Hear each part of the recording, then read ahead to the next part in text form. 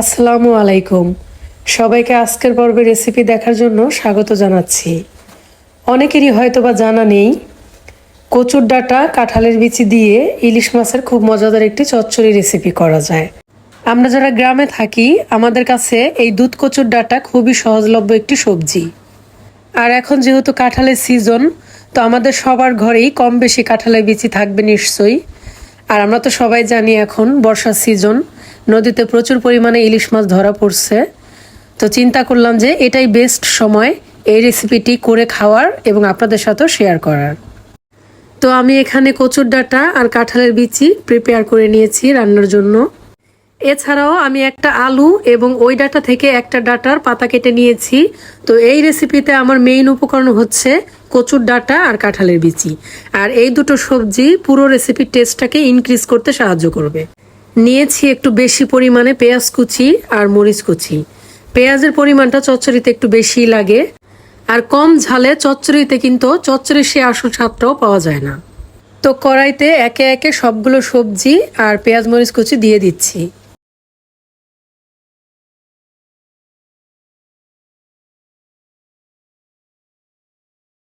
দিচ্ছি স্বাদ মতো লবণ, 1 চামচ হলুদের গুঁড়া।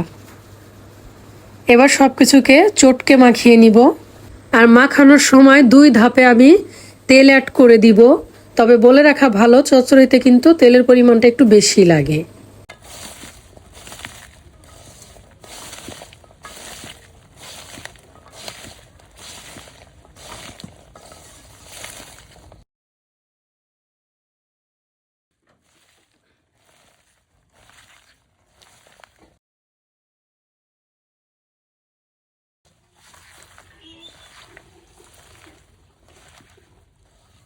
তো অনেক সময় ধরেই সবজি মাখানো হলো। আর দেখুন, মাখানোর ফলে সবজিটা কিন্তু বেশ নরম হয়ে এসেছে। তো এবার মাছগুলোকে সেট করে দিব। দেন আমি ওপর থেকে সবজি দিয়ে মাছটা ঢেকে দিব।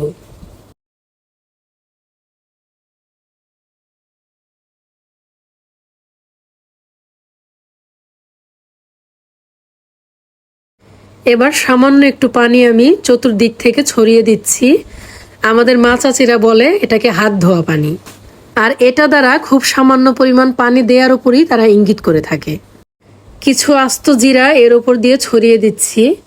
এবার চুলার আঁচটা বাড়িয়ে দিয়ে রান্না করব। আর রান্না শুরুতে 2 মিনিটের জন্য আমি ঢেকে দিয়েছিলাম। এবার ঢাকনা খুলে সাবধানে একটু নাড়াচাড়া করে দিচ্ছি। আর ঢাকবো না, এখন হাই হিটে রান্না হতে থাকবে। সবজিগুলো কিন্তু অলমোস্ট সিদ্ধ হয়ে গেছে। আর এই রেসিপিতে ব্যবহৃত প্রত্যেকটা সবজি কিন্তু সিদ্ধ হতে খুবই কম সময় লাগে। আর ইলিশ মাছের কথা তো আপনারা সবাই জানেন, এটা রান্না হতে কতটা কম সময় লাগে। এখন শুধু অপেক্ষা পানিটা শুকিয়ে নেয়ার। পানিটা পুরোপুরি শুকিয়ে গেছে, যেটুকু দেখা যাচ্ছে ওটা তেল। আর তরকারিটা বাটিতে তুলে আমি দেখিয়ে দিচ্ছি এর নিচের অংশটা কেমন পোড়া পোড়া হয়েছে।